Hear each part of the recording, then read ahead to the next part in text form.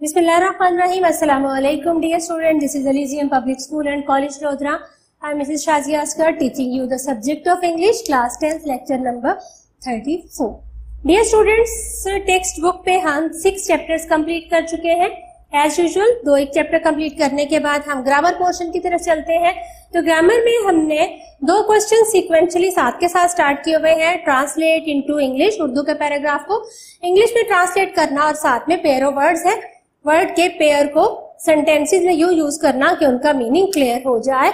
तो previous grammar के lecture में हम पैराग्राफ नंबर 6 तक कर चुके हैं. पैराग्राफ नंबर 7, पैराग्राफ की ट्रांसलेशन में किन बातों का ख्याल रखना जरूरी है आपको याद हो गया होगा, लेकिन मैं फिर भी रिपीट करूंगी.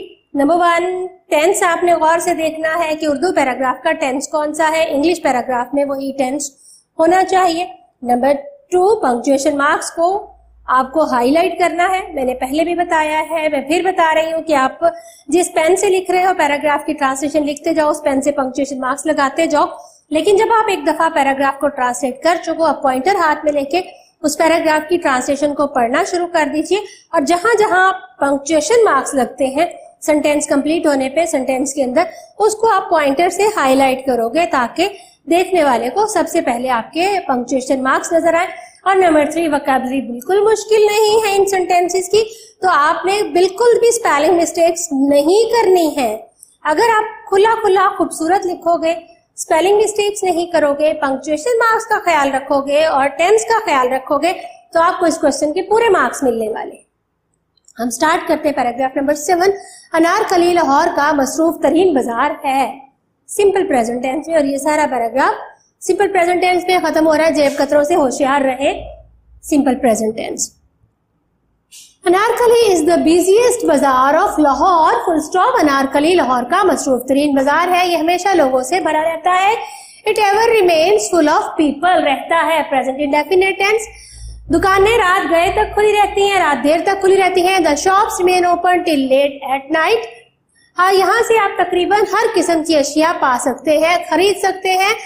Here you can buy things of almost every kind. कुछ लोग यहाँ अशिया खरीदने आते हैं, लेकिन बहुत से लोग यहाँ मजे के लिए आते हैं. Some people come here to buy things, but many people come here just for fun of it. कुछ छाबड़ी फरोश या दुकानदार भी अनारकली आते हैं. There are also some vendors in Anarkali. वो बटन लेसे, क्लिप, सुइयां और इस तरह की बहुत सी चीजें बेचते हैं. They sell button, laces, clips, needles and other things of this kind. कुछ जेब कतरे भी अनारकली आते हैं. Some pickpockets also come into Anarkali. चलते हुए आपकी जेब में से ही आपके हाथ से पर्स छीन लेंगे, कुछ चीजें ले जाएंगे. आपको जब आप अनारकली जाए तो जेब कतरों से होशियार रहे. You should beware of these pickpockets if you go to Anarkali. Simple present tense में सेंटेंस ये पैराग्राफ कंप्लीट होता है. Paragraph number 8. एक दफा दो लोग सफर पर रवाना थे. Past tense. ठीक है, दम साध लिया. Past tense. तो आपने इस पैराग्राफ की पास्ट टेंस में ट्रांसलेट करनी है. एक दफा दो दोस्त सफर पर रवाना थे. Once two friends set out on a journey. उन्होंने वादा किया कि वो मुश्किल में एक दूसरे की मदद करेंगे, मदद का वादा किया. They promise to help each other in trouble. वो एक घने जंगल में पहुंचे. They reach a jungle. उन्होंने अपनी तरफ आता एक रीछ देखा. They saw a bear coming to them. उनमें से एक दौड़ा और करीबी दरख्त पर चढ़ गया. One of them ran and climbed up a tree. उसका दोस्त दरख्त पर नहीं चढ़ सकता था. His friend could not climb the tree. वो लेट गया और अपना दम साध लिया. He lay down. वो जमीन पर लेट गया. And held his breath. और उसने अपना दम साध लिया. Paragraph number 9. वालिदैन की इज्जत करना हमारा अखलाकी फर्ज है. सिंपल प्रेजेंट टेंस और वैसे भी मोरालिटी का है. हम वाकई फर्ज है हम पे कि हम वालिदैन की इज्जत करें. मिलेगी सिंपल फ्यूचर टेंस.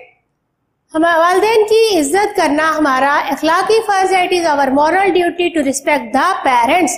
वो हमारी देखभाल करते हैं. They take much care of us. वो हमें खाना खिलाते हैं, खुराक खिलाते हैं. They feed us. वो हमें हर वो चीज मुहैया करते हैं जिनकी हमें जरूरत है. They provide us all the things that we need. वो हमें स्कूल भेजते हैं ताकि हम तालीम हासिल करके कौम की खिदमत कर सके. They send us to school so that we may serve them after getting education. वो हमें स्कूल भेजते हैं ताकि तालीम हासिल करके हम उनकी खिदमत कर सके. ये इससे उन्हें राहत मिलेगी. इससे हमें राहत मिलेगी. It will bring us joy. किससे? वालिदैन की खिदमत करके, तालीम हासिल करके, वालिदैन की खिदमत करके इससे हमें राहत मिलेगी.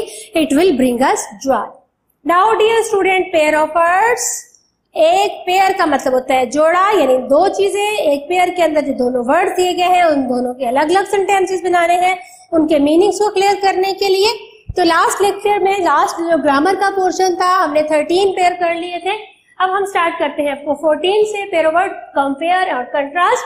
कंपेयर होता है मवाजना करना, एक दूसरे की सेम चीजें देखना, खसूसियात को जांचना कि अगर मेरे पास मोबाइल है तो इसका कैमरा कैसे है और आपका मोबाइल है तो इसका कैमरा कैसे है. एक जैसी खूबियों को आपस में मिलाना, जांचना. और कंट्रास्ट का मतलब होता है तजाद होना, फर्क होना. He compared the two reports carefully. उसके पास दो रिपोर्ट्स हैं, दोनों को बड़े एहतियात से कंपेयर किया. तजाद. There is a contrast in what he says and what he does. जो वो कहता है, जो वो करता है, उसमें तजाद है. कौल और फेल में उसके तजाद है. कहता है कि वालिदैन की इज्जत करनी चाहिए और करता नहीं है, या कहता है कि दिल लगा के पढ़ना चाहिए और पढ़ता नहीं है. ये है तजाद, मुतजाद होना, मुख्तलिफ होना. Next is device. सी वाला नाउन है और डिवाइस एस वाला वर्ब है, एडवाइस और एडवाइस की तरह से.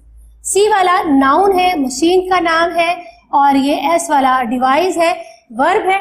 डिवाइस है आला या machine. Computer is a useful device. Computer एक मुफीद आला है, एक मुफीद मशीन है. Mobile is a useful device. Sewing machine is a useful device. Fan is a useful device. और डिवाइस बनाना, तरतीब देना, एख्तरा करना, नई चीज बनाना. You should devise your time table for study. खास तौर पे आपके लिए पढ़ने के लिए अपना टाइम टेबल डिवाइस कीजिए और उसके अकॉर्डिंग पढ़िए.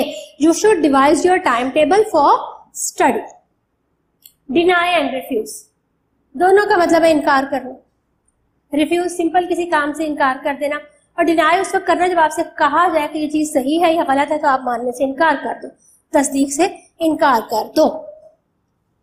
तस्दीक से इनकार करना. Ali denied that he had broken the chair. Ali ने इनकार कर दिया कि उसने कुर्सी नहीं तोड़ी है. Refuse. Wasim refuse to help me. Wasim ने मेरी मदद से इनकार कर दिया. डायरी, आय पहले है. डायरी, जो आपके पास डायरी होती है जिसमें आप होमवर्क, क्लास वर्क के नोट करते हो, उसे हम उर्दू में ब्याज भी कहते हैं. और डेयरी दूध से मुतालिक है, डेयरी फॉर्म है, डेयरी प्रोडक्ट्स है. Diary. Salma lost her diary yesterday. कल सलमा की डायरी गुम हो गई, सलमा ने अपनी डायरी खो दी. Dairy. There is a dairy farm in our city. हमारे शहर में दूध का एक फॉर्म है. DW ड्यू, DUE ड्यू शबनम, छोटे छोटे पानी के कतरे जो घास पे पौधों पे रात को गिरते हैं. और ड्यू जो है वाजिब, लाजिम या फर्ज. Dew drops are lying on the घास. घास पर शबनम के कतरे पड़े हैं. Dew. She has paid her dues. उसने अपने वाजिबात अदा कर दिए. बिल पे भी आपने लिखा होगा ड्यू डेट. वाजिब डेट है जिसपे आपने बिल पे करना है, या आपके स्कूल के ड्यूज है, या आपके जिम्मे कोई कर्ज है, डेब्ट है. She has paid her dues. DIE die मरना, DYE डाई रंगना. दोनों वर्ब है. Her father died in 1990. उसके वालिद साहब 1990 में वफात पा गए. Dye. She is dyeing her hair. DEY रहेगा, उसके बाद ING लगेगा फोर्थ फॉर्म बनाने के लिए. और अगर आपको मुश्किल लगे ये वाले स्पेलिंग भूलने का खतरा हो तो आप सिंपल लिखिएगा please dye my hair. DYE dye पूरे स्पेलिंग रहेंगे, ING वाली कंफ्यूजन खत्म हो जाएगी. बराए मेहरबानी मेरे बाल रंग दीजिए. Dos and dose. डूज है ऊँघना, नींद से पहले की जो कैफियत है, और डोज है एक मुकर्ररा मिकदार या खुराक. ऊँघना. Don't doze in the class. Teacher जैसे क्लास में कहते हैं ऊँघिए मत, क्लास में मत ऊँघिए. Doze. Ali took a dose of medicine. Ali ने दवाई की एक खुराक ले ली. This is all about grammar today. आपने इसको अच्छे से याद करना है. जब आपके टेस्ट रिटर्न में आएंगे या शॉर्ट फॉर्म में आएंगे तो ये चीजें टेस्ट में शामिल होंगी. अपना बहुत सारा ख्याल रखिएगा. मिलते हैं अगले लेक्चर में. जब तक के लिए अल्लाह हाफिज.